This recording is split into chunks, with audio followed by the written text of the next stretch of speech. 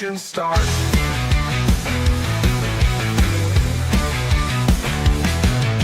In-depth words cutting deep as cleats. Every play analyzed heartbeat by beat.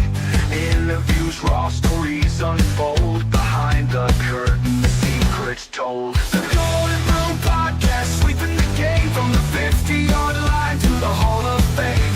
Breaking it down, tearing it apart. The Golden Broom podcast, where legends start. Welcome into the Golden Broom podcast. I am your host, Cody Slavinsky, joined as always by Mr. Vandy Chris, and we are wrapping up the college football playoff. And we're also wrapping up Tennessee getting beat by Illinois today. If they would have used Vanderbilt's facilities, they would have won. Just throwing that out. No kidding. I mean, my God, I respect the fact that they didn't, but you kind of has to though, because of the rivalry, man. I mean, they've used it before. That don't fly. I mean, they should have. I mean, there's not really any excuse to it. They should have used it. So Josh Heupel was butthurt that he got his ass kicked by Vanderbilt. That's all it amounted to. I think that's a little bit of an understatement too. So. But I don't know. It was last second field goal. Tennessee was without quite a few players, obviously. Same for Illinois. Deshaun Bishop had him a respectable game. Aguilar just had a mid game at best. Nothing special there. Luke Altmaier, he got it done. That being said, Illinois is one of the teams that was one of the many this year that definitely underachieved what they should have, in my opinion. So, what are you doing? I'm sharing it in Messenger a couple times. Oh, you just you're just like, I was like, what are you doing? All right. No, it looked like you froze for a second. It was weird. Yeah. I was like, what's going on? Yeah. It's a fun show. It's our last show of the year. And 2026 is going to be special for the Golden Broom, I think. We got some cool stuff coming up, a lot of changes to the show. I mean, not really changes. I mean, still the same people, the same topics we always talk, but we're slowly sweeping away, because we're the Broom, we're sweeping away the football season and bringing in some baseball. Hey, Sarah, how you doing tonight? Hope you and the family had a Merry, Merry Christmas.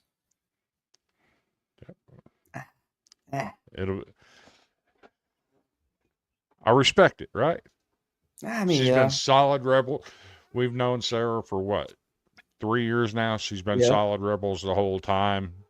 Absolutely. I appreciate it. I mean, honestly, I would prefer Ole Miss to win the game anyway. I think it would be cool for them. I actually hope Ole Miss wins the whole thing, because why not? That team worked hard this year. Fair. And I mean, it's weird to me though that a bunch of people that are technically on LSU's pay books right now are coaching at Ole Miss. I really genuinely hope that they are, making sure that, there's no foul play happening there in terms of the transfer portal and all that, because that's the biggest risk with all of this. Mm-hmm. So, I mean, obviously they want players from there, but, they don't need to get them. So let me say this. It'd be a cool story for Ole Miss to win. Mm-hmm. However, I have to take the notion that I don't want a guy to win the national title and immediately and transfer out immediately to follow his coach to an in-conference rival. I mean, I think that's fair. And by all accounts, Lane Kiffin has identified Trinidad Chambliss as one of the 4 players he is going to go after to come to LSU. I don't like that. I mean, I found it funny that Trinidad has that, that commercial about the cell phone commercial he did. And I mean, talking about transferring, but he's transferring his service and all that. Well played on that commercial, by the way. I have to give him props on that. I personally think it would be a bad move for him to leave Ole Miss because I feel like he's established where he's at. He has everything he needs. I don't think there's any benefit for him to go to LSU unless he just wants more money. Mhm. And that's really about it. I mean, Yeah. realistically, obviously it's very clear that LSU is going for a quarterback in the portal. Right now they are finalists, it But seems. why? What do you mean, but why? We need a quarterback. No, you don't. You Yeah, have one. do we though? You have one. He has potential. But the problem is You have a quarterback. He's the only quarterback we have. Okay. So realistically, you need someone else. And who's to say that he's the guy that Kiffin wants? This is Kiffin's team now. He makes the choices. I'm telling you, we are targeting a quarterback in the portal. It will either be Sam Levitt, DJ Lagway, or Deuce Knight. One of the 3 will be coming to LSU. I really want Deuce Knight. Really, really bad, actually. When I saw that he was entering, I was like, yep. I think that's you have a quarterback. You don't need to go get another one of that caliber. I don't know. I mean, obviously, I'm not paid to make those decisions. I like Michael Van Buren, and I think he would have done better had he had been given a better situation to take over in. And let's be clear. Had your head coach not played the stupid games that he played, or LSU played the stupid games they played, you would have a quarterback room on the roster. You would have gotten a quarterback in the college recruiting on signing day. But LSU wanted to play games. Lane Kiffin wanted to play games, and here you are. I think you need to eat your cake. Yeah, well, the thing is, Kiffin's known as the portal king, so let's see him live up to it in the portal. I mean, it's going to be a challenge for sure to, lure recruits to LSU right now for him. I think he's got a lot of work ahead of him on that because, he wasn't at Ole Miss very long. He's never really been anywhere very long. So if I'm a quarterback, how do I know I can trust that this guy is going to still be my coach the next year or the year after? Like, how do I know that's a possibility? You don't know. See, and I love this discussion because one of the changes on the Golden Broom is in 2026, we're going to bring back segments. And we don't know a name of it yet. But as you see on my name, I'm the connoisseur of hot takes. I might just call it Welcome to Hell. And this is my hot take for the night.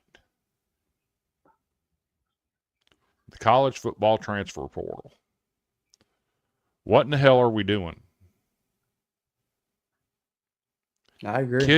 Kids quitting on their teams to announce that they're entering the transfer portal while their team is still playing.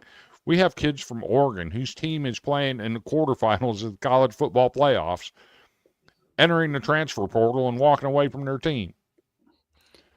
The portal doesn't open till January 2nd. Why are we announcing on December 2nd, I'm going in the portal? Stop it.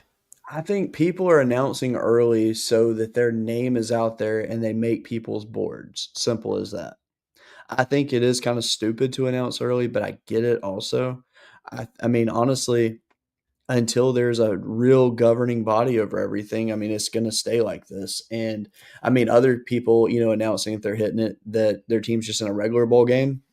I get that. Bowl games don't matter anymore. They used to have more meaning to them. But they Now, do matter. do they though? In what way do they really matter though? Are you going to sit there and say that bowl game the other night between North Texas and San Diego State didn't mean anything to those players? They got the job done, but Are you going to say that didn't mean anything to them?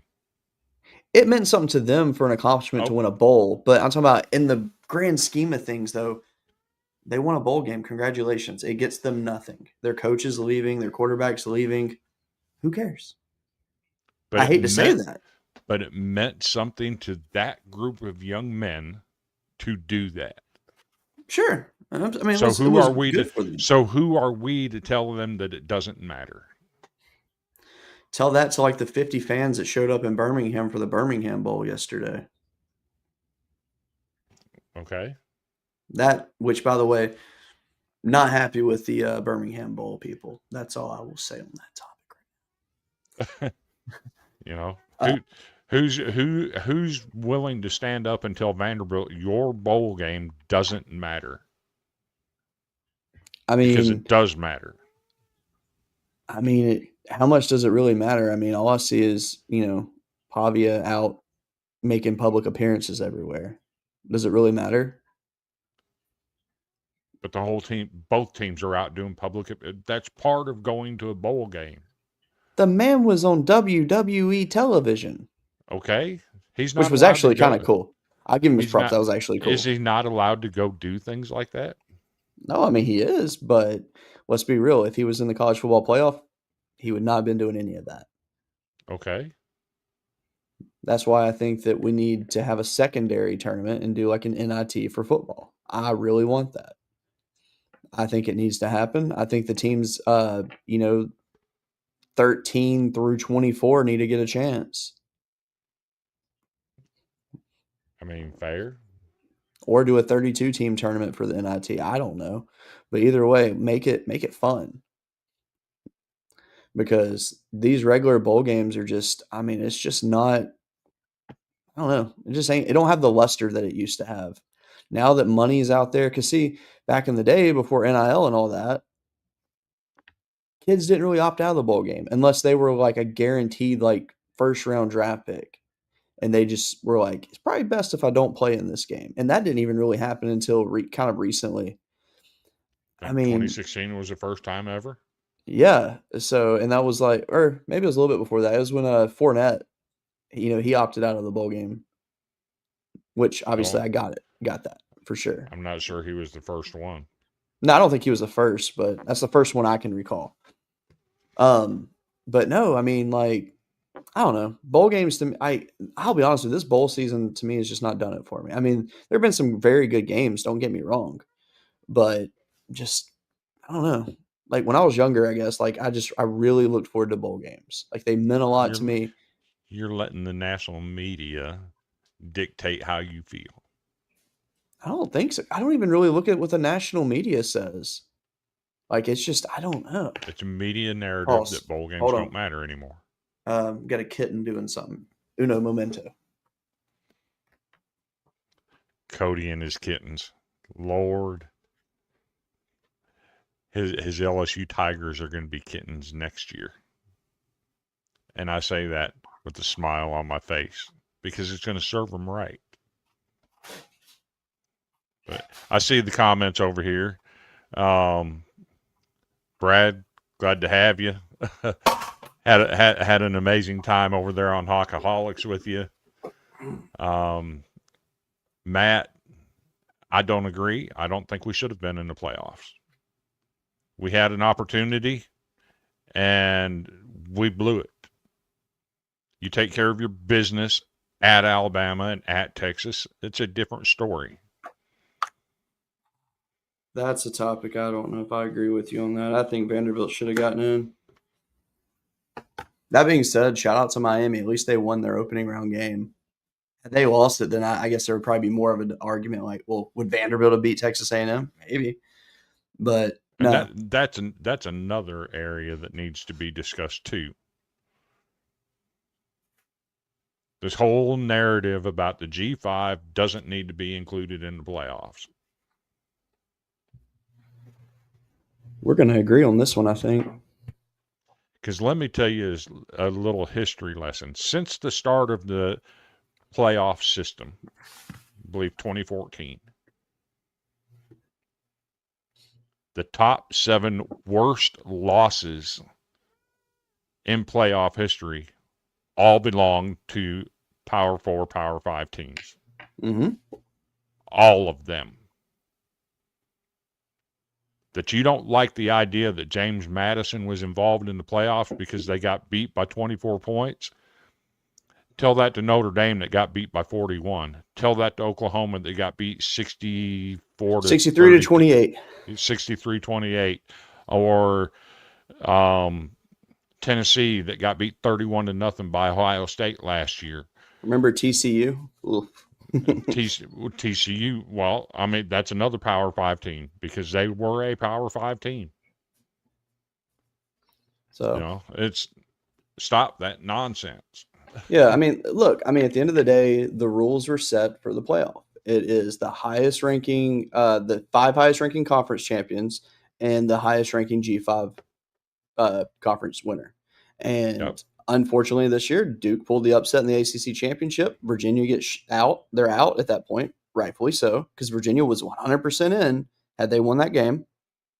And then at that point, you had no choice but to put Tulane in because they were the highest ranked Group of 5 conference champion.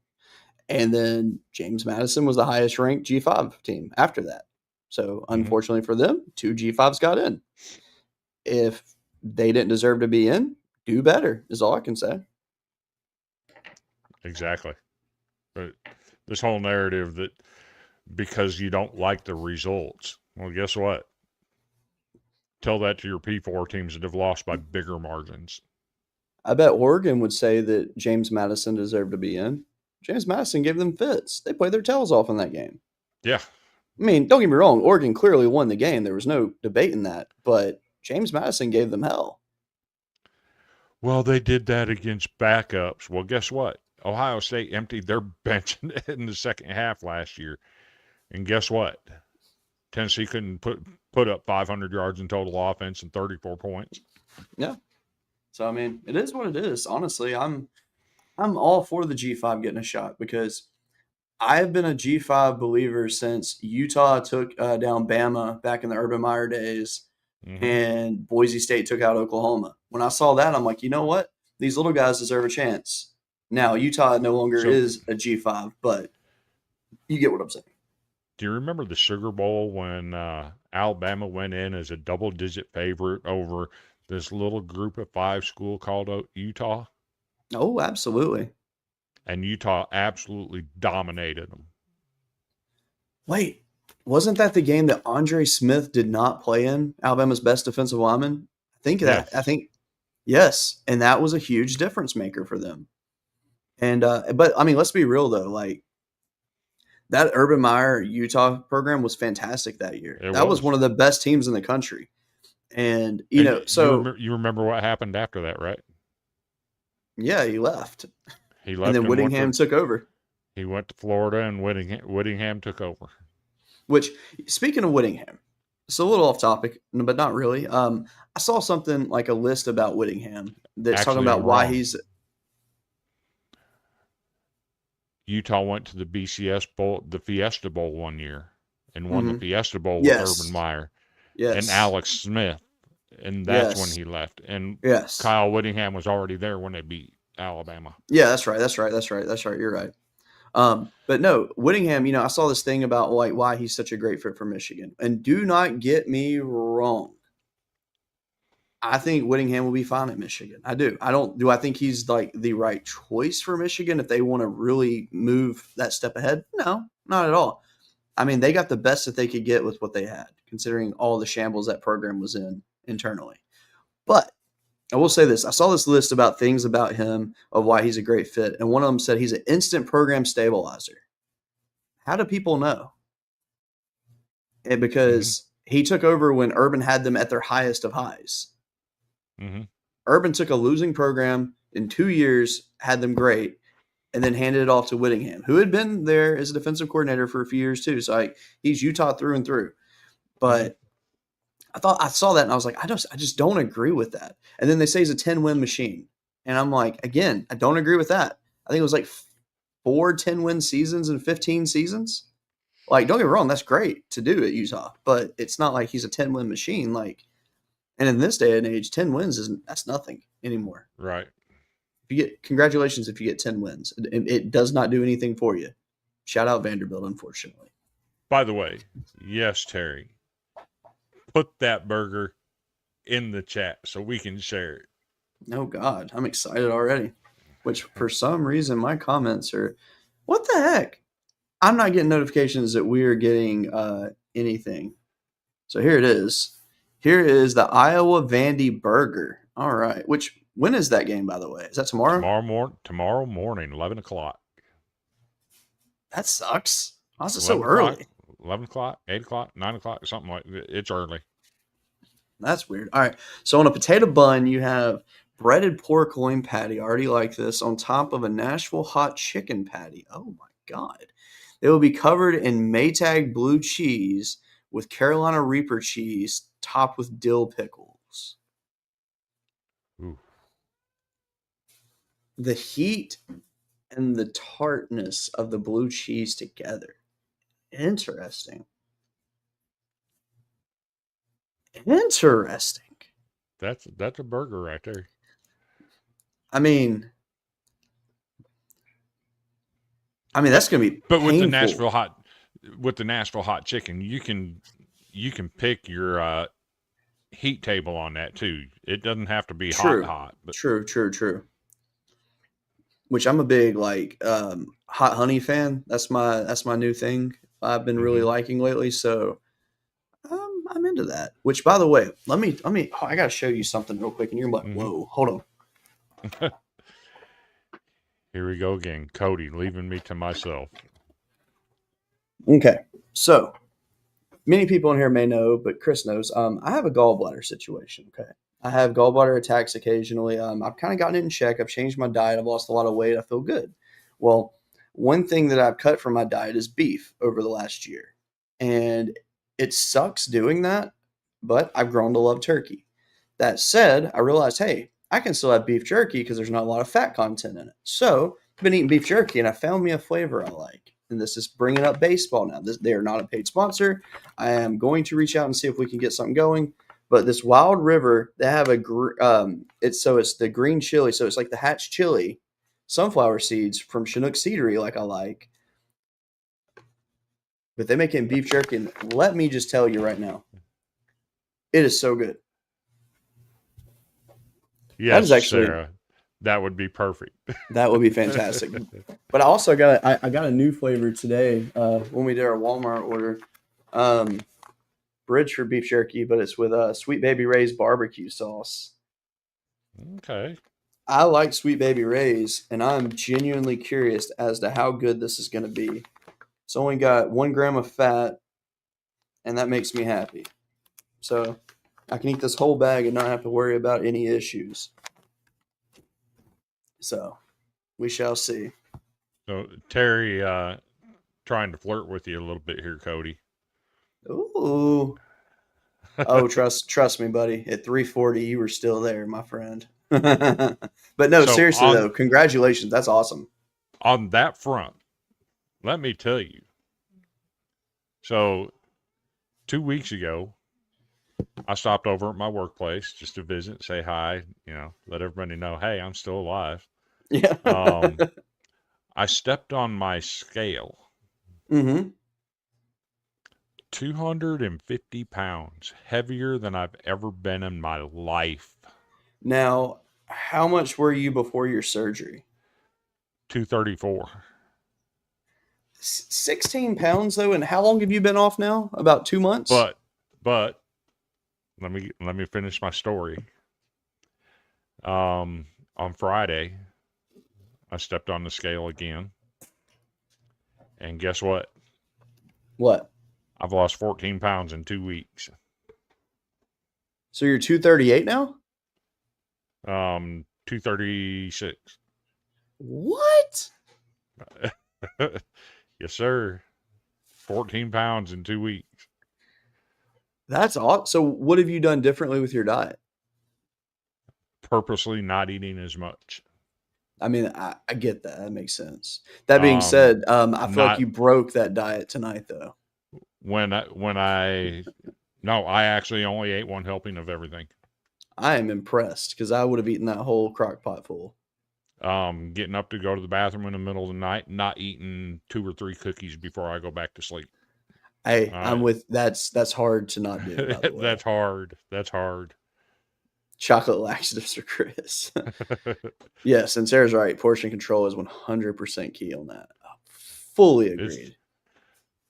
but it's to me it's simple. It's just purposely not eating as Yeah. much.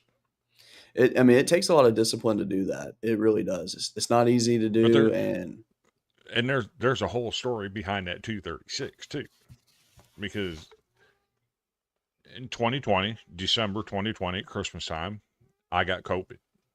Mhm. I weighed 195 pounds at the time. In 2 weeks, I lost 20 pounds. I was down to 175. I was skin and bones.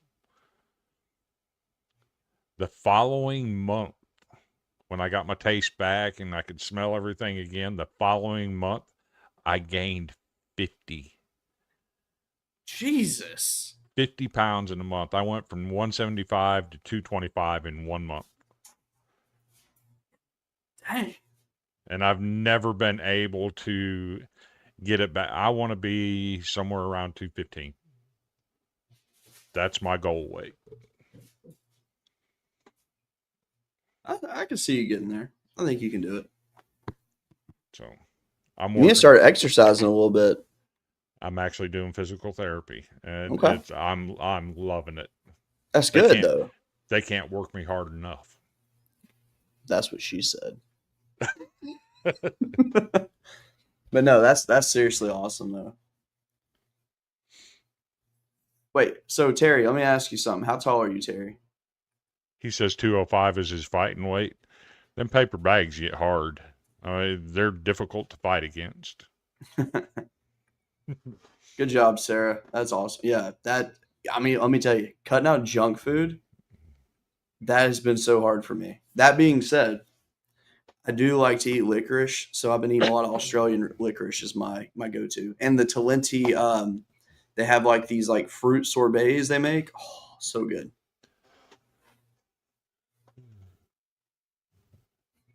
Terry's 5'10". 5'10", 205. I mean, that's a good weight for 5'10". But if you're at 5'10", realistically, your fighting weight should be 185. Just saying. I didn't know they stacked it that high. But yeah, we're about the same height, Terry. So, yeah. We have 2 of our most consistent viewers in here with us tonight. Mm-hmm. I was hoping some of my Vanderbilt people would get in here because I have a huge announcement for them. Where are you at, Seth Stanley? Right? I mean, to be fair, he knows what your announcement is, though. So he does. I mean, you got quite a few people in here now, and no better time than now to announce it, and then you can re-announce it at the end of the show. Yeah, that sounds fair. Let me pull this up real quick. Here we go. Here we go. Pull this up here. Oh yeah, Terry, what video games do you play?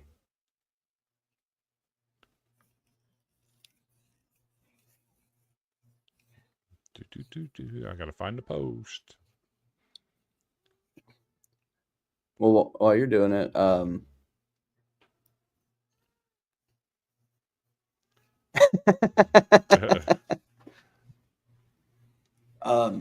yeah. So I started playing PS5 recently, and got the new NCAA game.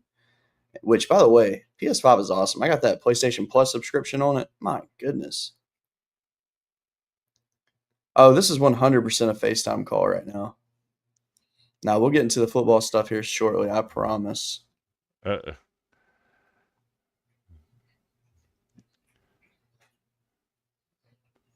Okay.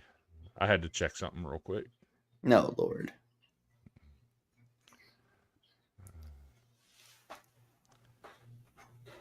Okay. You want me to go with it? Yeah, go ahead. Yours truly, the one and only, Vandy Chris, will be starting his own podcast within the week, provided my friend here, Cody, can get me my graphics that I need. I got you. It will be covering Vanderbilt sports specifically. I believe it's going to be a daily show, whether it's 30 minutes or an hour, maybe even an hour and a half or 2 hours. I'm going to put out daily content. The name of the show is going to be Anchor Down Live. Ooh. I put it to a vote among Vanderbilt fans, and that's what they voted on. It was a very close vote between it and Commodore Command Central. So I like Anchor Down Live much better. Anchor Down Live won the vote. That will be starting within the week.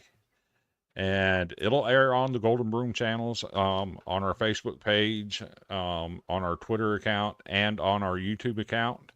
And eventually, I do plan on starting a Facebook page for that podcast. And I might even look into doing a Twitter page for that podcast as well. But yes, Anchor Down Live coming soon to the Golden Broom podcast channels on the Villains Media Network. I like that. I think that's going to be absolutely fantastic. Let me see if I can do something real quick. Oh, it's not going to let me do it.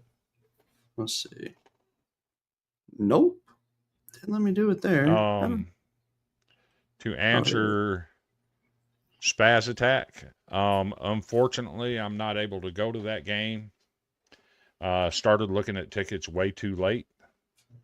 By the time I started looking at tickets for that game, they were over $200 a piece. A little bit out of my price range right now.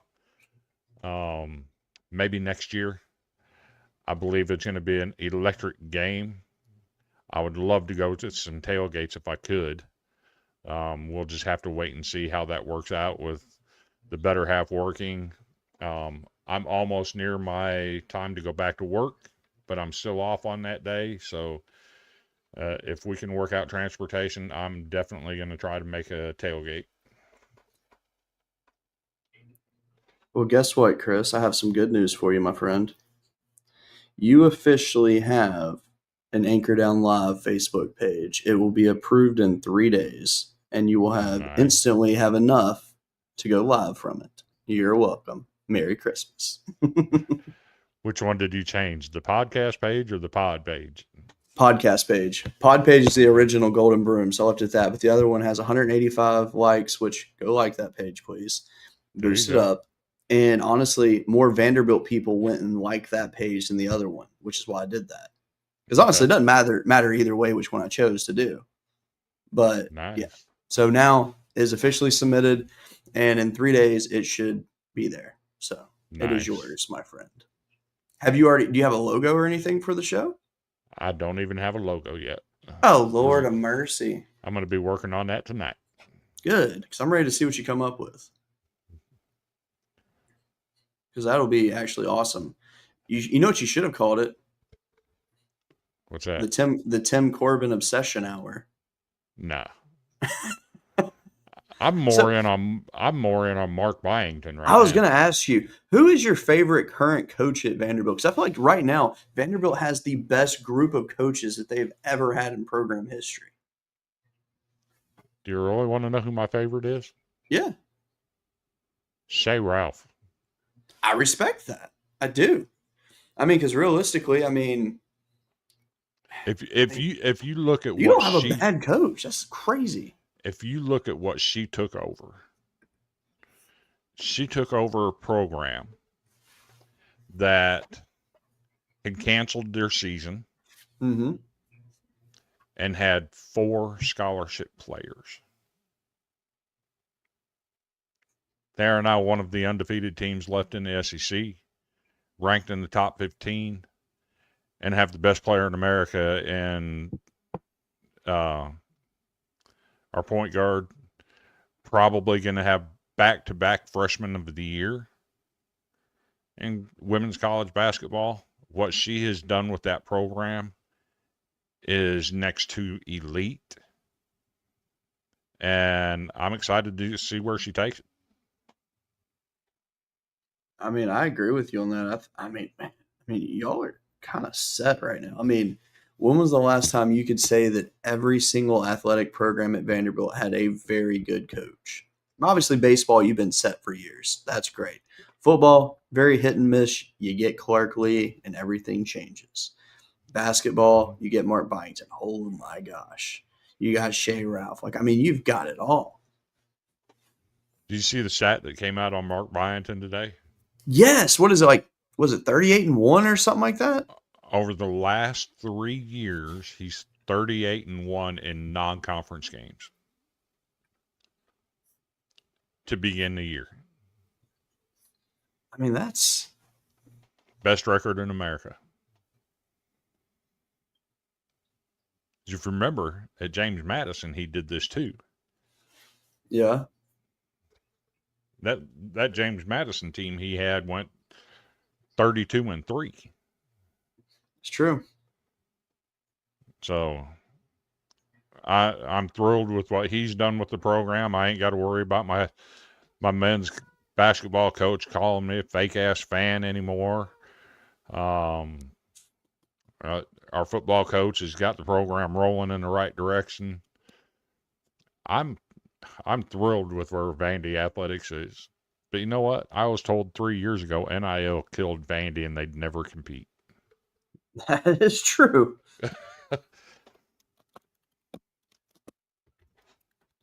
Man, I'm typing a message to our viewers. A message to the viewers, huh? Oh, yeah. There you go. So, if you don't mind, go to ChinookSeedery.com. Use our promo code Golden Broom for 10% off of your purchase. And if you are the person that has been making all of these purchases on there using our code, please reach out to me. I have a reason that I'm requesting this. You can hit me up on Facebook, X, Instagram. I don't care. Hit me up on the show right here. It's all good. I just genuinely want to know who you are, so I can thank you, and also so I can hook you up. So it would be appreciated. Have I been in the Commodore Club? Been there a couple times. Been in the Commodore Club or National Commodore Club. I typically, it depends on finances really, if I stay in it year to year. But I have been in the past. I'm just not in it right now. I am looking to doing that again in the future.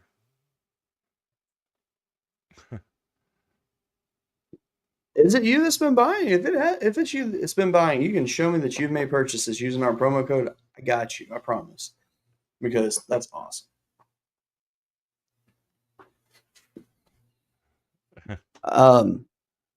While we're talking about sponsors, this is another one that we have not shared with the viewers yet.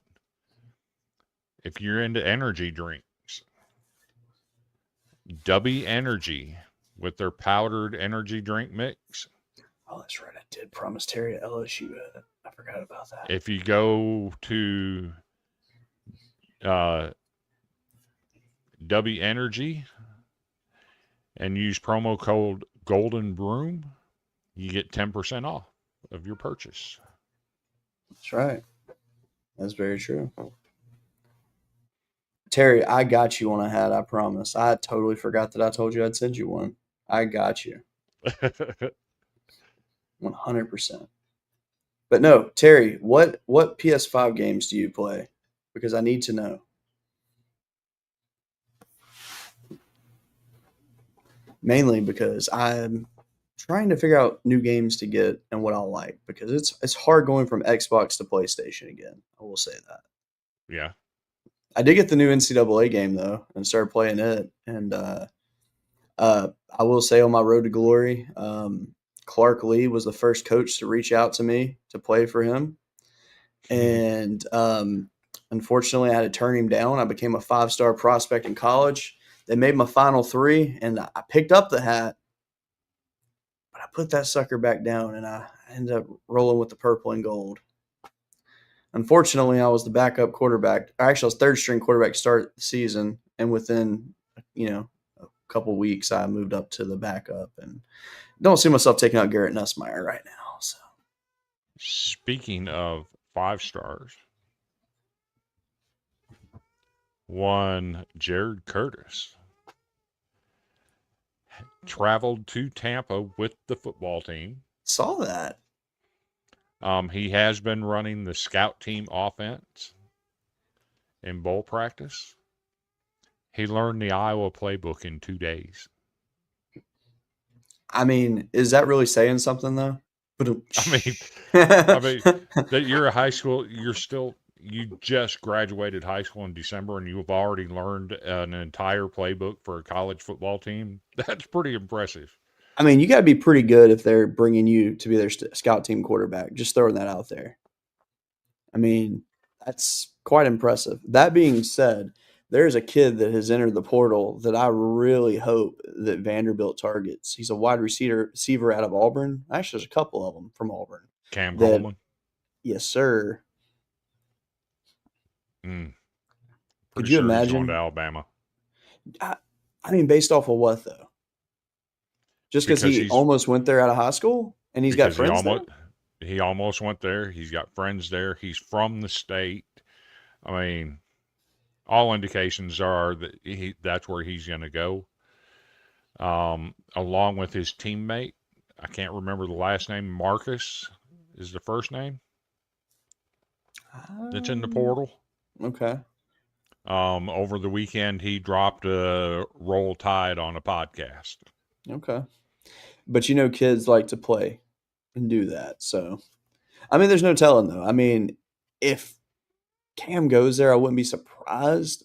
But I also think that he knows his value now at this point. And I think he's going to look elsewhere as well, though. I mean, don't get me wrong. Bama can pay him. They can. But if he goes to Alabama, he's going to be the number 1 receiver. For sure. Germ is gone. Yep. So that leaves an open spot on the field, whether Ryan Williams stays or not. Ryan Williams Cam Coleman's going to number 1. That being said, could you imagine if Cam Coleman went to Ohio State and joined Jeremiah Smith? Don't even start that. God almighty. That would be the most insane group of wide receivers you could ask for. But I don't know. I think that I think Smith's going to get targeted a lot. I started Red Dead tonight, by the way. Anything I'm Batman? very early. Okay. I've never been a Batman fan. I don't know why. I appreciate your kind words, Spaz Attack. We try to do a good job. If you go back and look when we first started, we are light years ahead of where we were. Absolutely. Man, our first show, we were nervous, stumbling, bumbling, didn't know what to talk about. We knew what to talk about, but man. And think, we weren't even going to do football initially. We were going to stick strictly to baseball. And honestly, I would have been happy doing that. I really would have been. There was a certain entity that no longer exists that convinced us to try football. And, well, here we are. I mean, we follow football just as much as baseball anyway, so, I mean, it makes sense. So, that being said, right now it's basketball season. And it's starting to get to where it really gets intense. Conference play is beginning right now, and about to see some good basketball happen. I've followed college basketball more this year than I ever have in my entire life. your women fixing to take a loss. I don't see how. They're fantastic. That being said, Have I mean, you I wouldn't be surprised. I have do you think watched this is one of our best teams that we've ever had. have you watched the team that they're going to play this week? I have. They're pretty Very good damn team. good too. I mean, There's my LSU's got cat. a tough man. It was just like mine.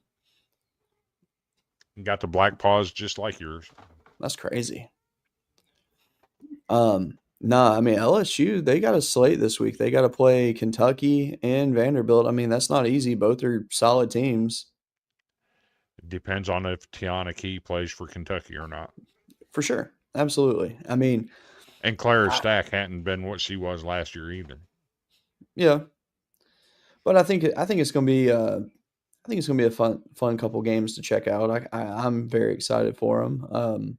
Men's basketball, on the other hand, I mean, one loss, they're doing fine. Got a couple of good wins under their belt. I don't know where LSU lines up with the rest of the SEC. I don't think we're the worst team in the conference, but I know for a fact we're not the best team either. Um, You're gonna be surprised who I think one of the 5 worst teams is. who? Kentucky. I mean, way they're playing, I mean, can't really argue that. They have too Their much potential. Their guards are not very good. Yeah. Sure they can score, but they cannot defend at all. And defense is key. It really is. I'd say out of curiosity, who do you think is the best team in the nation in basketball right now? I think it's Michigan. I really do. I think they're fantastic. I haven't really paid attention to the top of the nation, but what I saw when Arizona played Florida, Mm-hmm. I have to throw Arizona in there. Arizona's awesome. They probably have the freshman of the Duke's pretty nasty too. Yeah. With the Boozer brothers, Carlos did a great job raising them 2 boys as basketball players, Mm-hmm. and it shows. It's crazy that we're talking about Carlos Boozer having sons in college basketball. Just throwing that out there. and the one son is arguably the best freshman in America, if not the best player. Yeah, he's fantastic. So I'm just ready to talk some college baseball. It's like bursting out of me right now. It's hurting. I'm so studied up on college baseball. It's not even funny. Is LSU going to try buying another championship? You damn right we are. No, you're not. This roster this year has more potential than last year's roster offensively. Pitching, there's a lot of potential there, but I don't know how to feel about it. I think they're great. Don't get me wrong, but losing a Cade Anderson and a Chase Shores, that's not easy to replace. So we shall see what happens there. But former guest of the show, William Schmidt, has been tearing it up in the offseason, putting in a lot of work and really coming into his own. And I really think that that's going to be fun to watch. So, ouch. Calling him the Mike Tomlin of college basketball. Oof. What? What's with the Tomlin slander? Can get you wins, but can't get it done anymore. I mean, are you sure about that?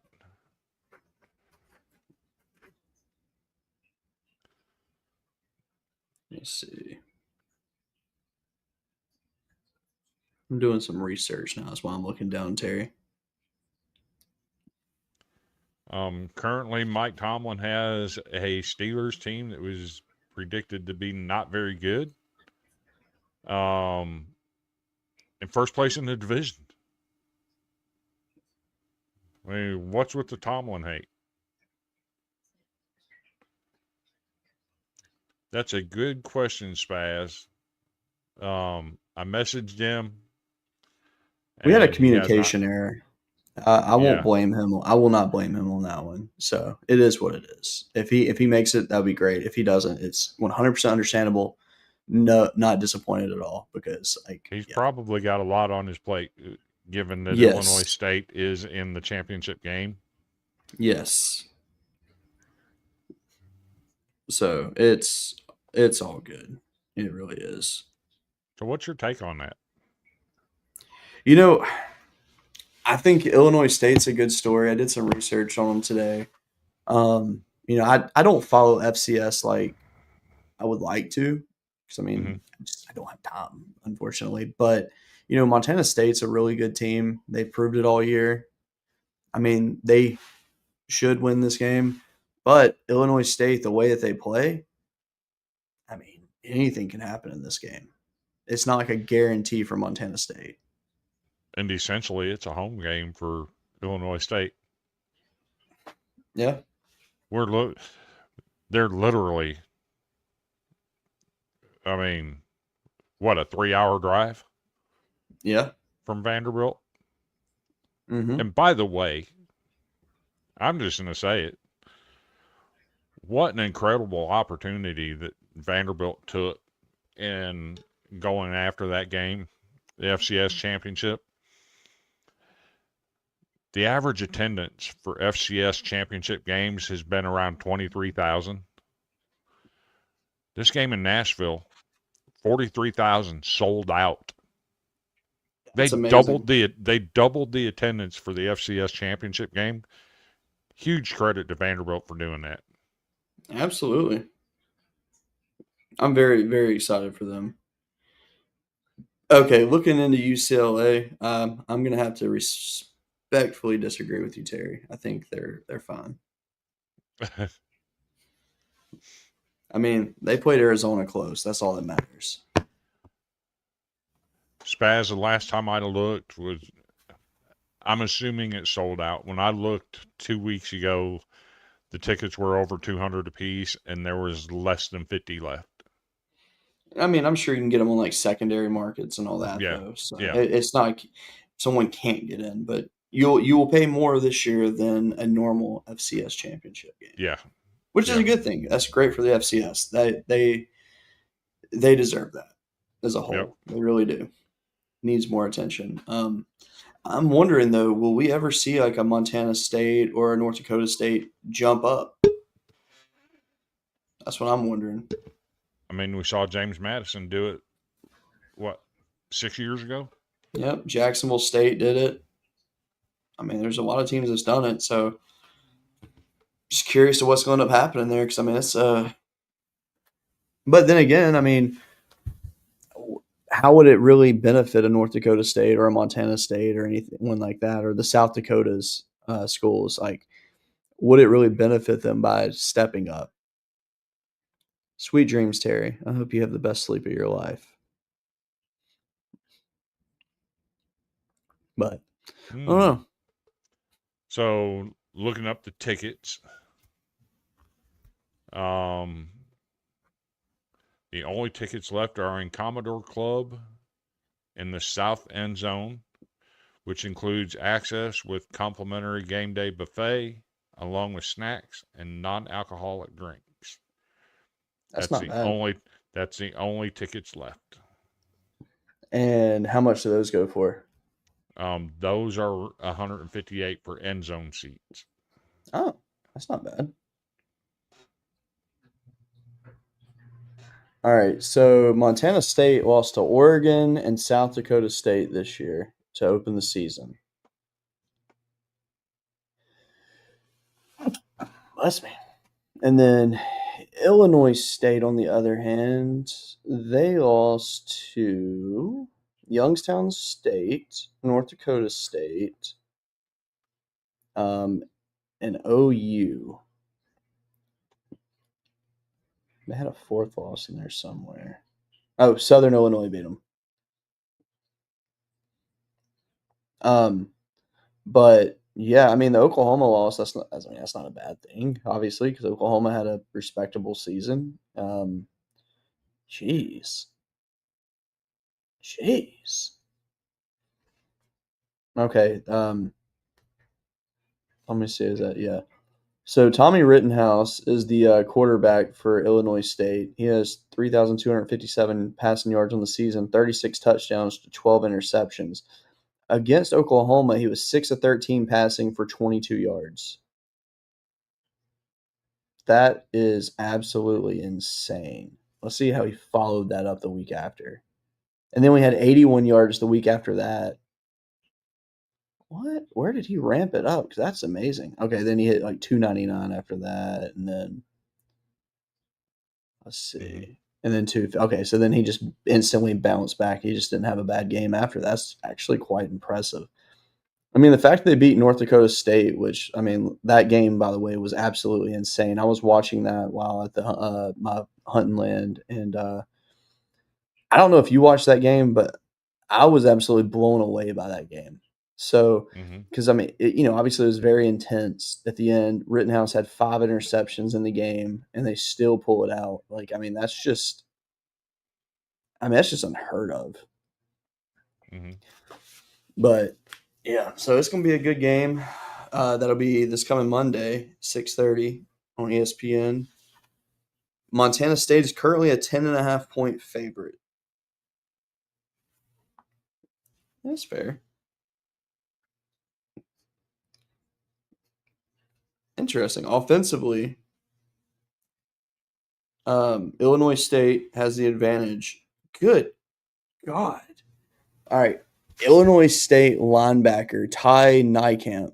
He has 155 tackles for the season. That is Incredible. unheard of. Good Lord. I think Illinois State pulls an upset here. I really do. I mean, they really could. All right, so let's see. Looking at, because now since I've done that, I've decided to go to statistics overall and looking at like who's leading the country and everything. Drew Mestamaker will end up being the passing leader in college football this year. He's at 4,379 yards to end the season. One of the best stories of the year. And I would be genuinely surprised if anyone surpasses that because teams that are in the college football playoff, there's nobody within 700 yards of him. So there would have to be a lot of passing yards to top that. Let's see. Cam Cook from Jacksonville State led the nation in rushing with 1,659 yards, edging out Missouri's Ahmad Hardy, who had 1,649. Another situation of I think Cook will be the leading rusher for the year. I don't see anyone passing him. Let's see. Soon to be in the transfer portal, Danny Scudero from San Jose State leads the nation with 1,291 receiving yards. Depending on what Mekhi Lemon does tonight, if he played, I don't even know if he's actually playing tonight. Because they're currently playing right now. Let's see. So he would need essentially. Oh yeah, he's at 1156. So he would have to have about 150 yards receiving tonight to take the lead in that. And right now, let's see if he's even playing. No. So Mekhi Lemon is not playing for Southern Cal tonight. Or if he is playing, he just doesn't have any stats. I have not been watching the game. I just know it's halftime right now. TCU is up 14-13. But yeah, so he had a chance to actually take a lead there, but that's not going to be surpassed. The biggest stat though I was wanting to look at was defensively because seeing that 155 tackles, that just genuinely has me curious if anyone in D1 is going to top that. Okay.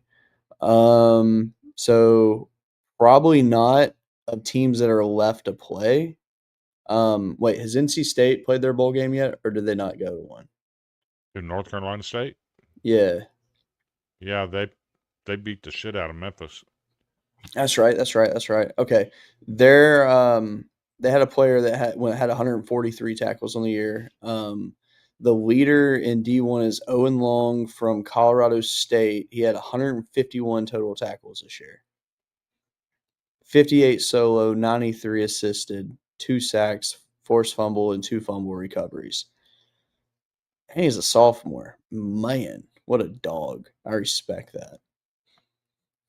All right, so one stat that actually can be topped is the sacks leader in college football. David Bailey from Texas Tech has 13.5 sacks. He's currently second behind Western Michigan's Nadame Tucker, who has 14.5. So that is one that's left that can do it. Cassius Howell ended up fifth with 11.5. Those are very good. He was a stud this year. And then interceptions wise, it looks like Lewis Moore from Indiana could take the lead. He's got 6. He's currently trailing Jakari Foster, who has 7. So a couple of stat leaders could change before the playoffs over. And speaking of that, let's talk some CFP to close this sucker out. Let's go. All right. Let's start with Oregon, Texas Tech, aka the biggest question mark of the entire college football playoff, Texas Tech. Are they elite, or are they just a good team that's just a stepping stone for Oregon? They were a good team that was $25 million away from being competitive. And I'm not so sure that they've faced the kind of athletes in the Big 12 that they're going to see on the field against Oregon. Fully agreed. I'm a firm believer in trends. And the current trend is every team that got a first-round bye in the college football playoffs loses. You think that continues, though? I don't think all 4 of them lose this year, but at least 2 of them will. Okay. And I think Texas Tech is one of them. Okay. I mean, I can't disagree with you on it because, like I said, biggest question mark. I genuinely don't know enough about Texas Tech to say, oh, yeah, they're great, or they're just a good team that's about to just be a stepping stone. Like, I don't know. I will say this. Jordan Love had no business being in New York City. The kid from Texas Tech should have been there. I respect that. Rodriguez is awesome. All right. Next game, let's talk about Georgia Ole Miss rematch from the regular season. Georgia pulled it out on them in the first game. This game's a little bit different. Georgia has finally seemed to get it together. They got the bye. Ole Miss obviously goes through everything they've gone through, but they essentially duplicated their game against Tulane. Which, how weird is that? You make the college football playoff, and your first 2 games are against teams you already played. That is kind of strange. Now that I think about that. Tulane really let me down. All right, so let's see. So winner of Georgia Ole Miss will end up playing The winner of Ohio State and Miami. Miami. Okay. Ole Miss didn't play either one of those. Okay, good. How funny it would be though if they had to play a team they already played again. Like that would just be hilarious. But no, this game though, I think there's a lot of question marks around Ole Miss right now. Because, I mean, they beat Tulane. No disrespect to Tulane. Tulane deserved to be there. They earned the right. But you're not able to really measure where you stand against a team like Tulane, considering who you're going to be playing after that. So, in a way, it's a good warm-up game for them to see where they stand as a team under a new direction. But is it enough for them to take out a Kirby Smart coach team?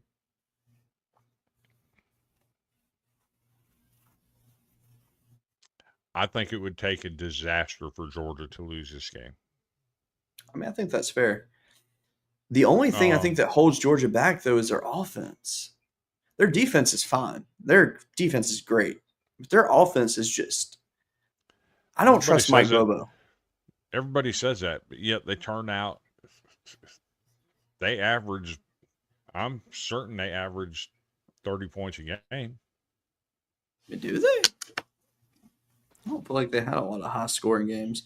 And also another thing though you have to consider though is how many of those were defensive touchdowns versus offensive touchdowns? Because I mean, against Alabama, their defense is what set them up for their points in most cases.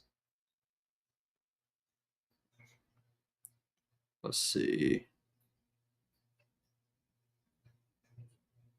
I'll pull it up right here. Okay, yes, 11 a.m. game for Vanderbilt, by the way, tomorrow. Georgia 31st scoring offense, 31.9. Wow. All right, I'm gonna look at their stats real quick, because that's where I get my better judgment of them. Because maybe I'm wrong at how I'm looking at them, but I don't think I fully am. Let's see. Really? What?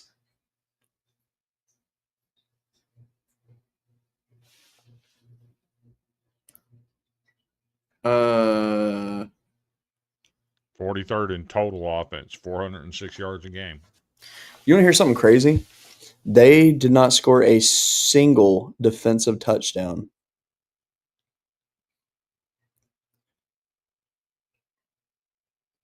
Wow.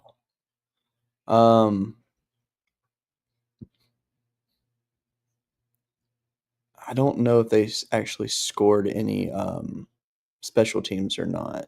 I don't see a number on that one. But either way, wow, that actually shocks me. I guess they are better than I thought they were. Everybody says that about Mike Bobo and their offense every time, but under Carson Beck, they had the number four scoring offense in the NCAA, and now All right. under Gunnar Stockton, they're number 31. It's still over 31 points, almost 32 points a game. What Yeah. don't you trust about that? All right, so let's look at their numbers based off of teams they played that at the time of the game they were ranked. Okay, let's just do that. All right, so Tennessee was ranked 15th when they played. Obviously, Tennessee's not a top 25 team anymore, but they scored 44 against Tennessee. First game against Alabama, they scored 21. Against Ole Miss, they got 43. Texas, they scored 35. Georgia Tech, they scored 16. Alabama, they scored 28. That's not bad, actually. You got to give them their props on that. Maybe which, I mean, to be fair, I mean, they had a lot of filler games, too. I mean, you had Marshall, they scored 45, 28 on Austin Peay, which was a really bad game. There's a narrative around college football that Mike Bobo's offense is stagnant and blah, blah, blah, blah, blah. You know what? Over the last 5 seasons, I don't think they've had a season where they've scored less than 30 points a game. That's fair. I mean, what do people want? You're never going to get perfection. Whoa, hold on a second. I'm about to have a very, very interesting stat. Hey, can you look something up for me? How long has Mike Bobo been the OC at Georgia? I think he took over after Stetson Bennett left.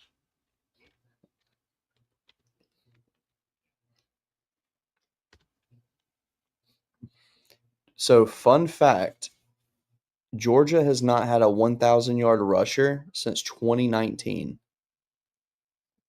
That is a very random thing, but comparing this team to past teams, so yeah, 20.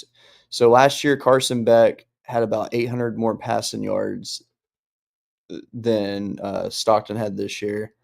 Year before, same How many situation. more rushing yards does Stockton have than Carson Beck had?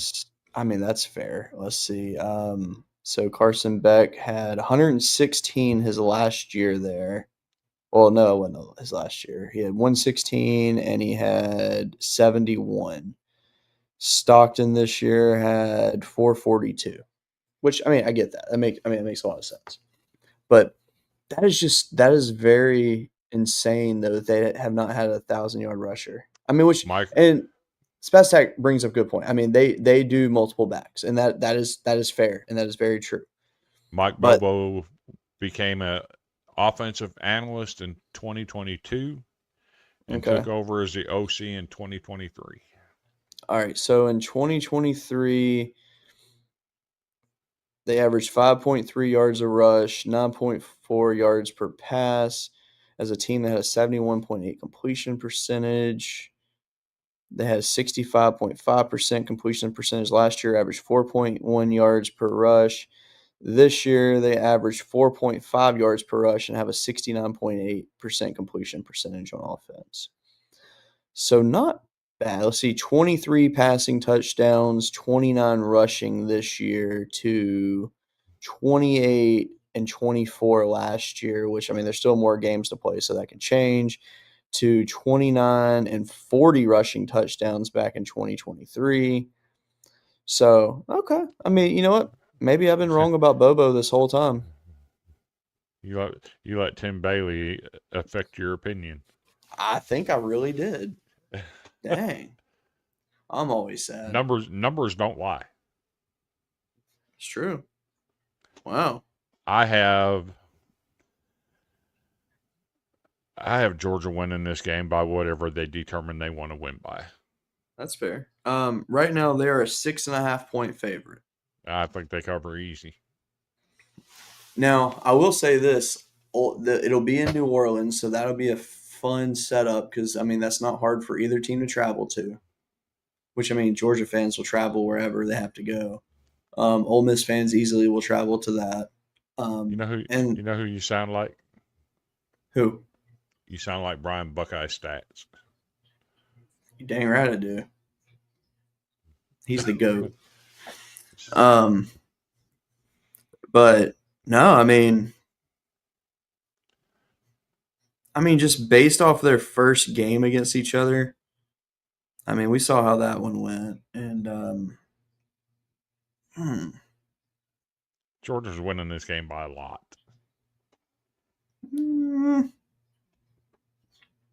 Hold on. All right, so let's see. So 7, 3, 10, 7, 14, 10, 17, 14, 21, 17, 21, 20, 28, You got to 20. look at the scores of all their games. 26. You know in your heart, you just don't want to say it. Because your next quarterback is currently at Ole Miss. I don't think that's going to happen. I mean, realistically, I mean, it was a shootout in the first game. It really was. Georgia's winning this game by a lot. I don't know about that. I actually think it's going to be I think it's going to be closer than you expect. I think it's going to be a good game. You know what? For shits and giggles, give me the Rebels in this game. Why not? Sarah will be proud of you. Good. I like for people to be proud of me if it was good. What's next? What's next? Give me them. Next game, let's do Ohio State, Miami. This game can go one of two ways. Mm-hmm. If Miami dirties it up and makes it an ugly game, they win. Yep. If it becomes a shootout, Miami wins. The more Carson Beck throws the ball, the more chance you take on him throwing into harm's way, which he is prone to do. I think Ohio State wins probably 35-21 style. Okay. I can see that. I think the game breaker is going to be a pick six. Caleb Downs is going to have a monster game. Okay. I can live with that, I think. I don't think I really have much of an argument for that actually. Let me see. So God, I hate this ESPN app. There it goes. And I hate saying that because I want Ohio State to lose. I know you do. All right, so right now Ohio State's a 9.5 point favorite. I think that's extremely fair. That's fair. Let's see, something about Miami that I want to look at real quick though. All right, so Carson Beck this year has completed 74.5% of his passes. That's actually really good. Mm-hmm. 26 touchdowns, 10 interceptions. That 10 interceptions is key there. Mhm.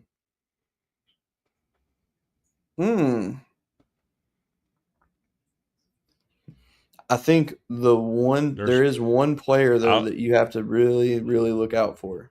I'll save you the trouble. There's not a single metric stat that says Miami should be close in this game.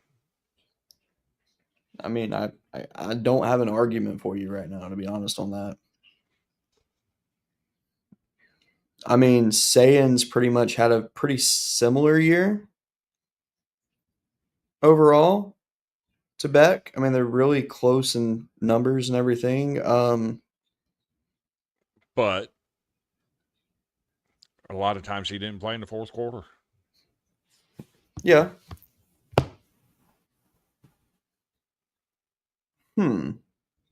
Because their schedule was so soft.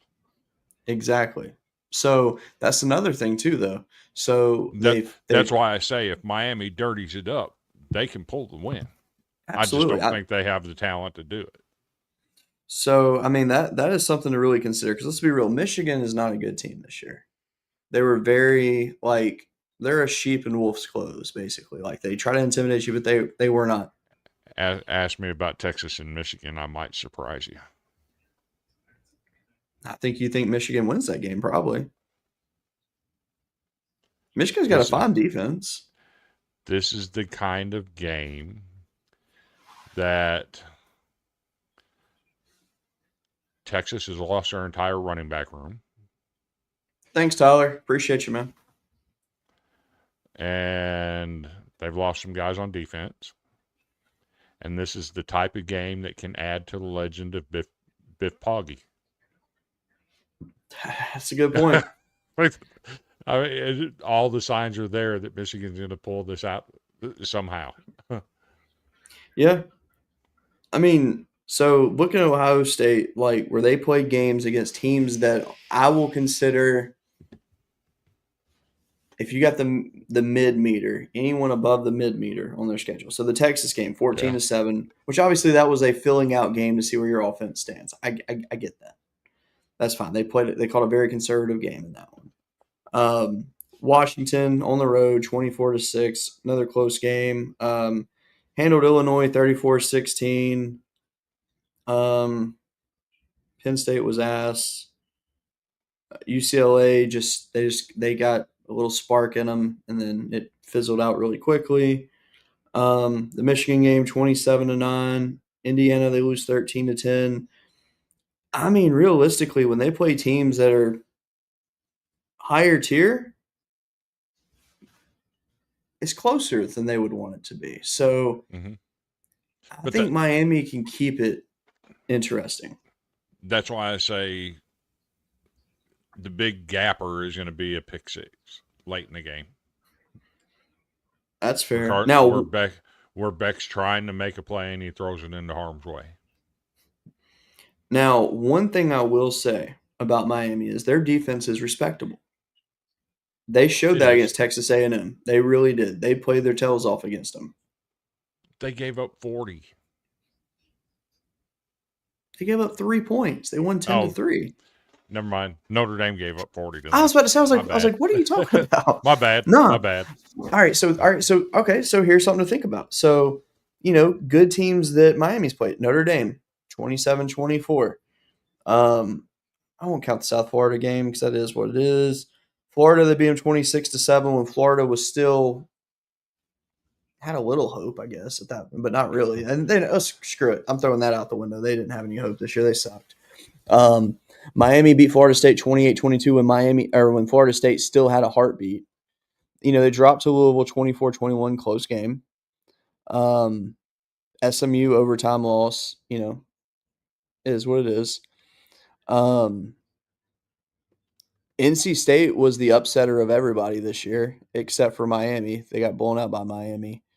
Handled Pitt 38-7, and then handled A&M 10-3. So defensively, that is not an issue for them because clearly, I mean, the most points scored against them this year was what? So far, it's just 24 points is the most they've allowed this year. So, They haven't played an offense like Ohio State with the weapons they have. what's up, Max? To answer your question, Spaz, I use a Lux 2 pod system, and my juice it's called strawberry milk. I normally use a cinnamon milk, but it's pretty good stuff. It's called a Lux 2. It's made by Vaporesso. It's a pod system. I just use a Geek Bar. Interesting. But also, shout out Zen. Always got my I tried a couple Becky. of disposables, and what I found is that there's only one brand that does not have hidden ice, and I'm not a fan of the ice. I don't like the menthol flavor. I respect that though. It leaves like this weird cold in your brain, Yes, and I don't like that. I don't like that feeling. but there's only one brand of the disposable that doesn't have the ice in it. Yeah, the one I've got, it's Peach Perfect Slush. Gotcha. It's got that icy effect to it. It's not bad. Yeah. It's like their Christmas line. But yeah, so I think Ohio State also wins the game, but I think it's going to be a low scoring game regardless. Though I don't see anyone pulling like far away in this game. Right. I think they're going to double team Jeremiah Smith. I think they're going to try to shut him down. And yeah, Peach Purple Piss. I like it. No, it is Peach Perfect Slush. Peach Purple Piss sounds about right though. All right, so the last game of it all. Alabama, Indiana. Indiana's best player arguably got injured, unfortunately, celebrating their win over Ohio State. They're a 7-point favorite over Alabama going into this game. It's like, does Alabama still have magic in them? Or is the Saban magic officially faded? Because I feel like this is the worst Alabama team we've seen in a while. So, outside of last year. Not only is their best defensive lineman out for the game, mm-hmm. Don't they have another player that was suspended? I forgot about that. Something else to look at. Yeah. When Mendoza has gone against the higher echelon teams, mm-hmm. he hasn't played well. It's fair. It's very fair. Let's look at his numbers. I had Oklahoma winning the national championship. Same. There's no metric in that game, Alabama versus Oklahoma, that Alabama should have even been a contest. Yeah, I agree. In fact, if they complete the pass on third down, that makes it a 24-7 game. Instead, it was an incomplete pass. Next play, they tried to punt, and it got blocked. Yeah. Changed the game. Hold on, let me address this. No, I promise that's not what we did. I promise. I have the messages in my Twitter where he said he'd come on. He's come on before with us, and yeah, he has been on here before. It was a miscommunication on our part on that one. I promise you, it wasn't for views at all. Honestly, right now, our total views that we're getting right now are actually a little lower than what we normally get, just to be perfectly honest right now with live views. But if you were on here, I'm sure we would have gotten a lot more views. But no, I promise, like we wanted him on, and unfortunately, it obviously is not going to happen at this point. That was not intentional, I promise. But no, I agree on the Mendoza stat there. I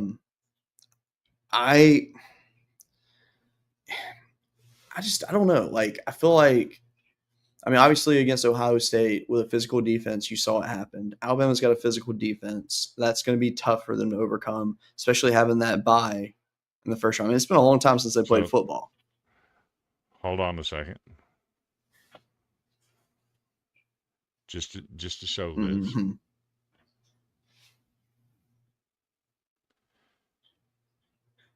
So let me go over here to my chat. There's Stone right there. Would you be interested coming on our show again December 30th at 8:30 p.m. to talk about the FCS Championship game? He messaged me back and said, no doubt. So, yeah, he said he'd come on. It is what it is. But nah, anyway, I mean, I wish that was. We're not that good with AI. Well, yeah, I've gotten pretty good with AI lately, actually. I found out some new ways to do some stuff, and it's kind of cool. But anyway, I think Alabama can actually win this game. I really do. Do I think they will? Probably not. I know you're teasing us, Spaz. We actually like you. We hope you continue to watch us in the future because you're a very good person. I appreciate all the comments. You seem like you're very knowledgeable. Yes. But, you know, I mean, Alabama's rushing attack is just not there. It just it hasn't been all year. I don't think that's going to change this week. Here's the thing. Indiana doesn't do anything offensively that Alabama hasn't seen. Exactly. Or that Alabama can't compete with. Yeah.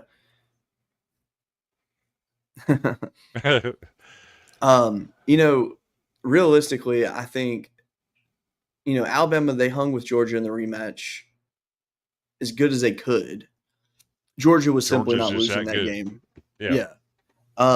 Do I think Georgia's a better team than Indiana? I'm not going to go that far because I don't know. I mean, Indiana won the most important game of the year to this point against Ohio State. Mm-hmm. So, you know, I don't know. I mean, Jeremy Bernard is one of the more underrated receivers in the country. He's really good. I think Ryan Williams is the key for them to really get going, though. He has to stop dropping the ball. He has to make some big plays because he had a very quiet season this year. He didn't even play in the second half. Exactly. Against so, Oklahoma. I mean, so why keep putting him out there? You got somebody else making plays. You roll with it. No, I mean, absolutely. I think Alabama's going to win this game. Oh. Interesting. I really do. Do you think Ty's back is better now that he's had a little bit of rest and let me rephrase that. Not better, but you know, you saw how he played against Oklahoma. He wasn't bad. He definitely wasn't his best. I mean, whatever they did to get him ready to play, you can bet they're going to do it again. Probably do more than that too with that. So that'll be interesting to follow for sure. But I'm gonna give it to Indiana. I think this is a Big Ten year for a championship. Unfortunately, that being said, before we close this thing out, now that we have both our picks for the championship are gone, like the team we picked to win it all is out. Mm-hmm. Who's your new team? Alabama. Interesting. I'm just gonna have fun with it because it makes no sense, but I'm going Texas Tech.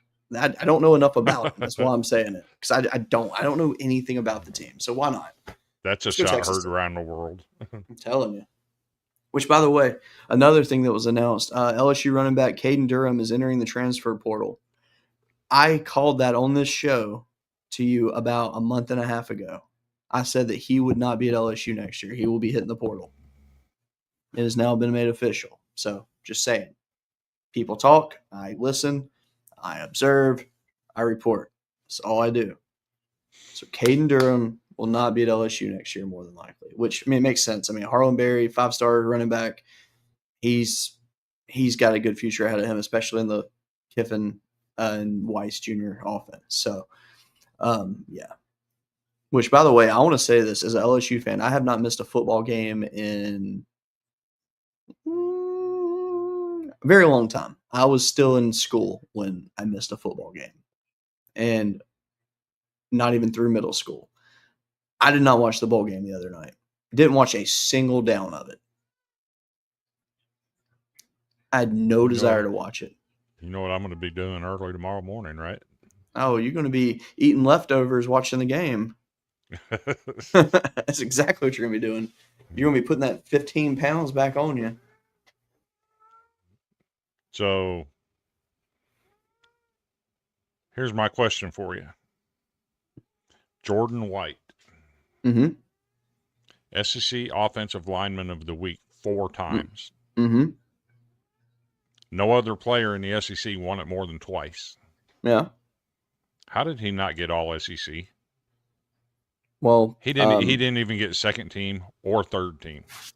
So, do you remember in college baseball how the all SEC team was all jacked up and the best shortstops defensively got no love in the voting and all that? You know, there's a certain guy at Vanderbilt, certain guy at LSU, both had very fair arguments to be first team, didn't even get sniffed for it.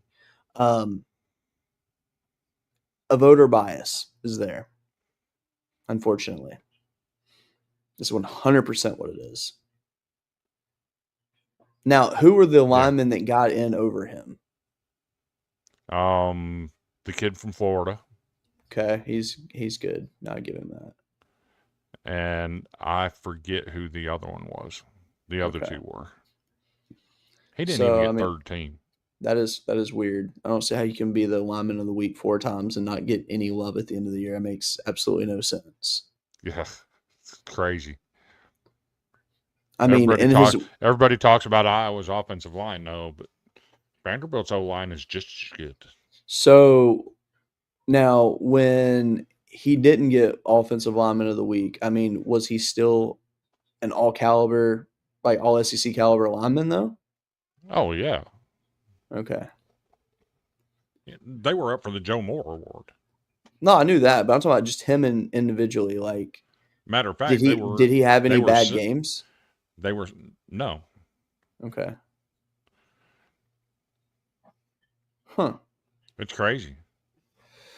That is crazy, actually.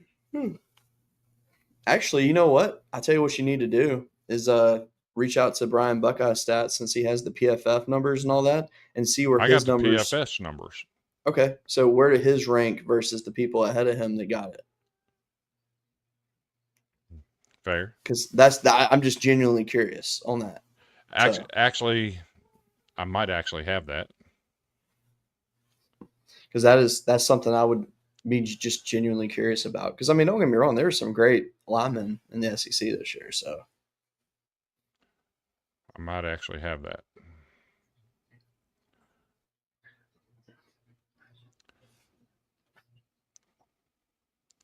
Let me see.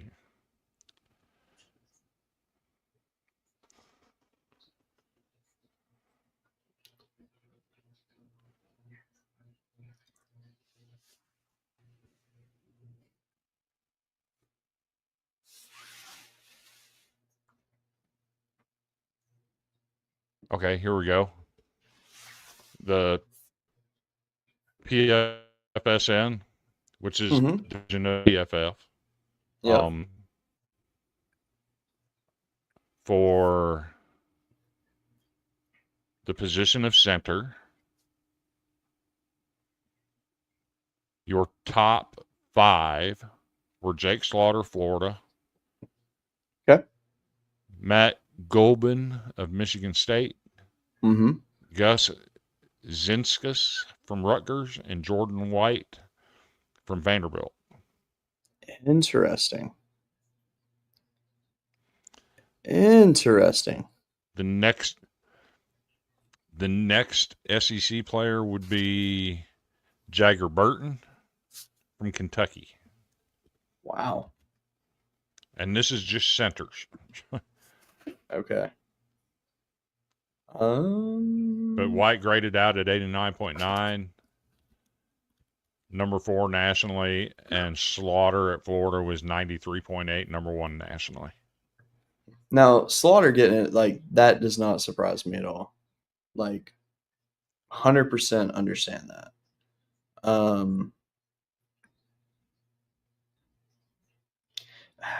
Drew Bobo is also a very good center, so I understand why he got the vote. And then Parker Brailsford, Bama. Okay, I get it. Okay. I'm looking. Yeah, I'm just looking, just checking that out right now. Okay.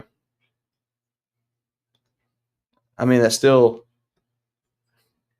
that genuinely Weird, does ain't it? surprise. It is weird. Like Second highest graded center in the SEC, won the award 4 times. How do you not? You don't even get first, second, or third team. That's crazy. It's crazy talk. where all did Jordan White play football at? I know he finished at Vanderbilt. Wasn't he like at Liberty or something? Okay. Him and Cade McConnell both came from Liberty. Okay. Interesting. The other offensive lineman, Chase Mitchell, came from Minnesota. Okay. That's weird. That don't make no sense. Well, dang. All right. Well, let's go ahead and. I actually think we win tomorrow. Handle. I think y'all do too. For your sake, I hope y'all win. You want me in a good mood, huh?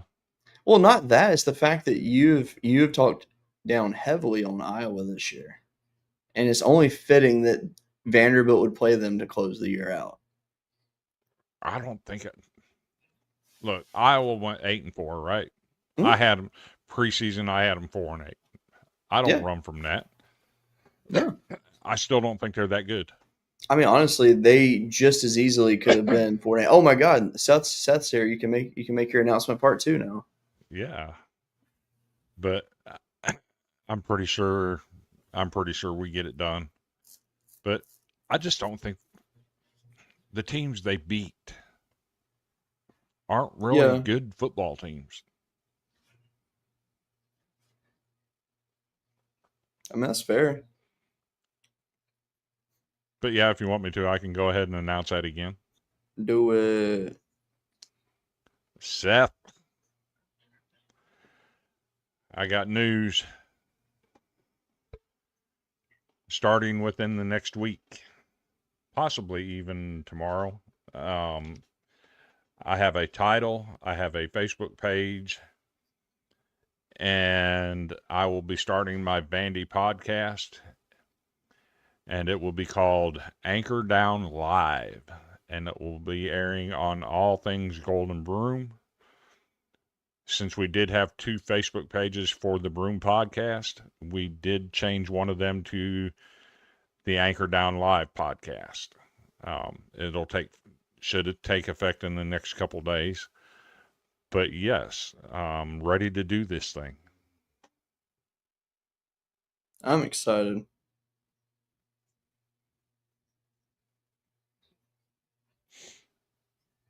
You're going to laugh really hard in a little bit, by the way. Did you create a logo? Yeah. Oh God.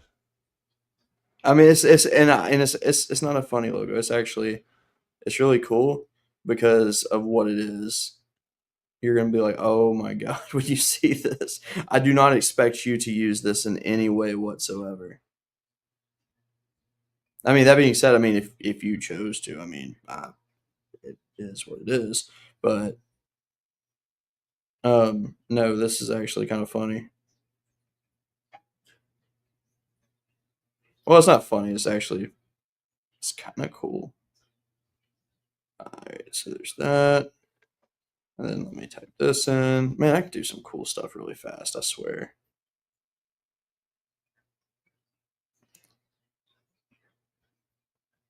Let's see.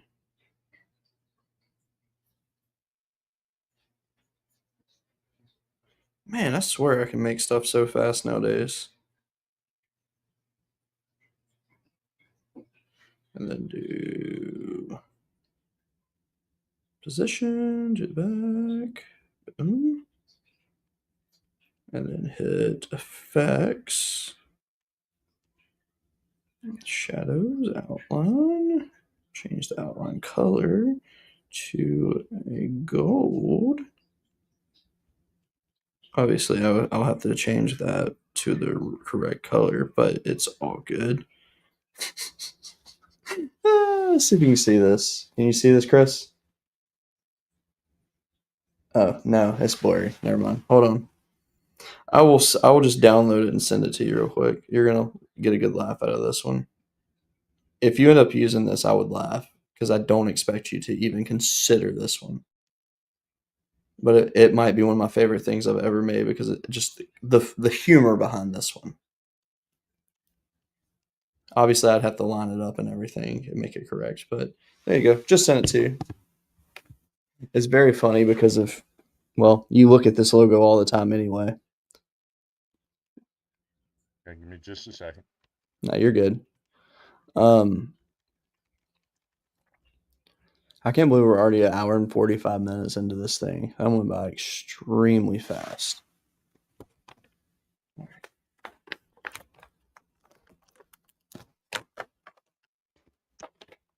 Let's see what this comes up with.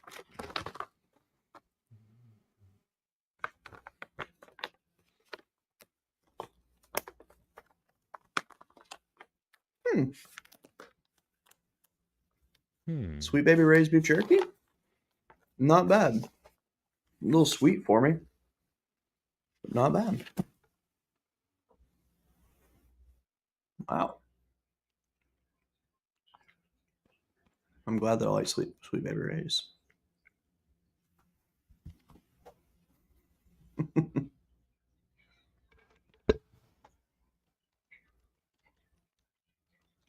Oh, wait. Are you using your app to generate one right now?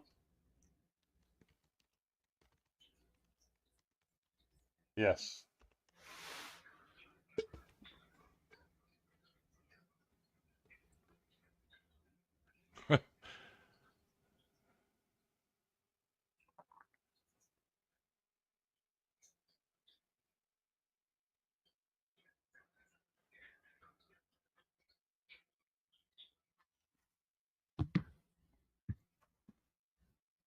Did you see the one that I sent? Not yet. Okay, good.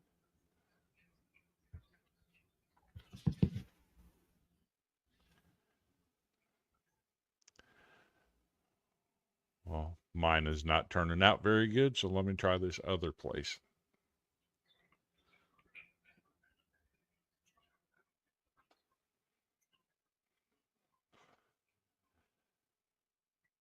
The one I'm trying, that's not bad. Right? The one I was doing kept putting green in the.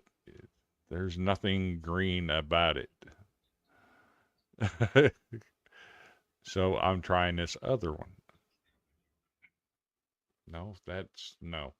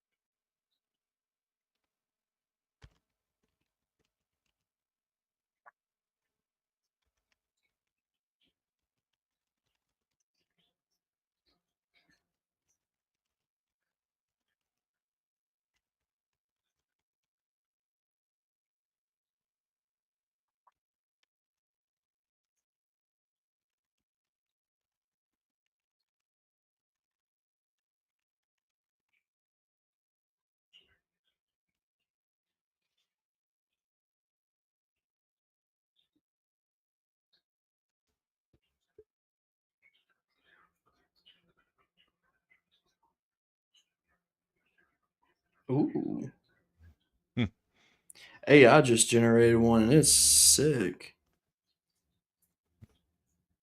Man generated 2 of them at that. Oh my gosh. I'm sending you these right now. Like I'm blown away by these. Mm-hmm. It takes a lot for AI to make me happy, so there you go.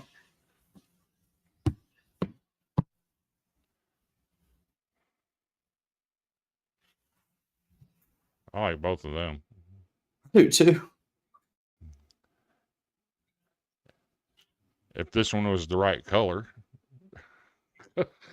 Which one? look what I just sent you.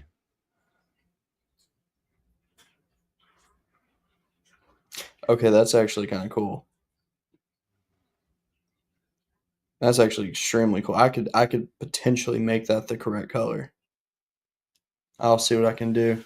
I can't really answer that comment. What do you say?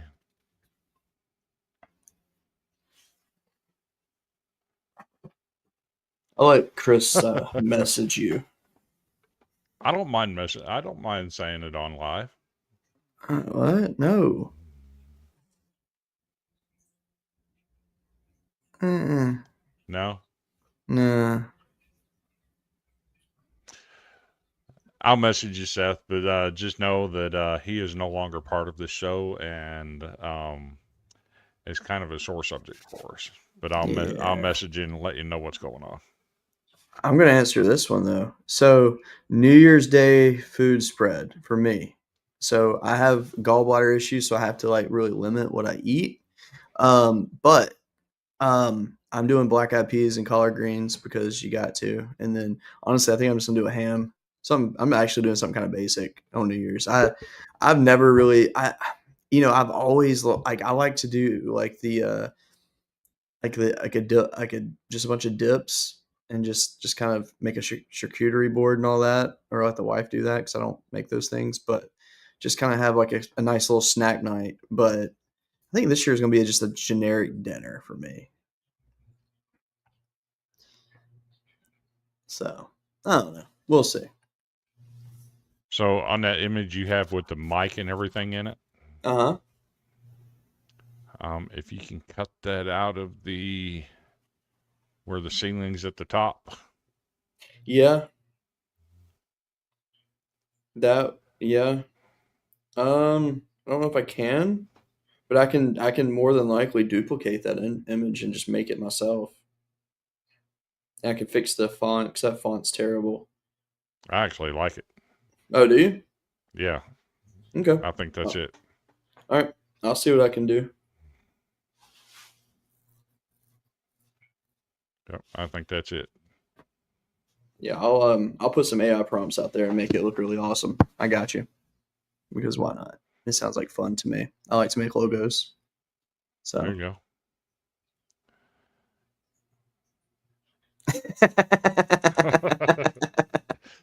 Matt.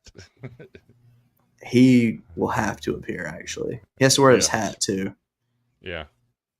That'd be great. Have a good one, Spaz. We appreciate you popping in. Yeah, thanks for all the comments, Spaz. I appreciate you. It was good to have some feedback on the show tonight.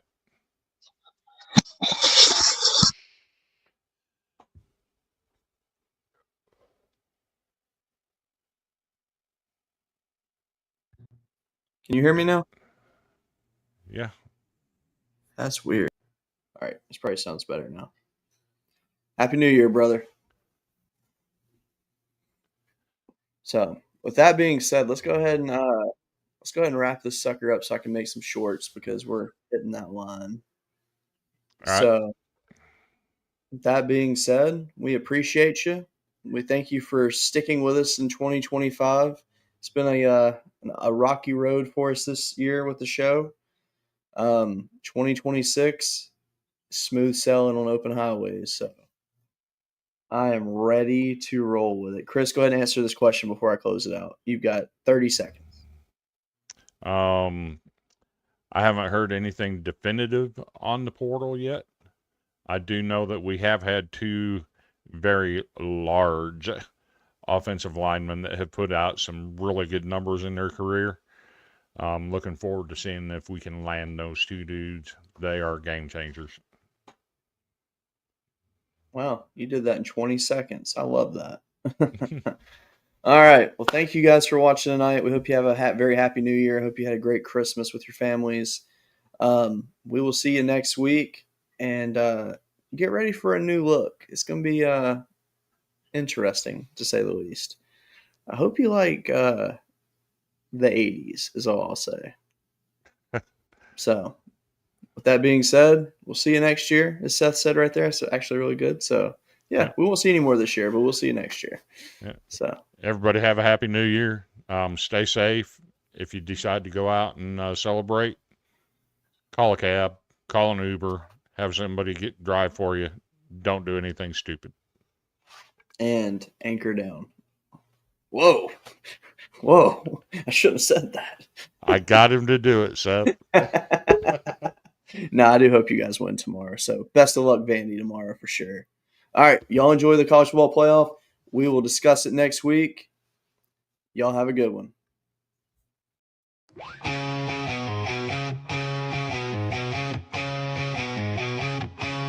On the diamond where they play, sweeping competition every day.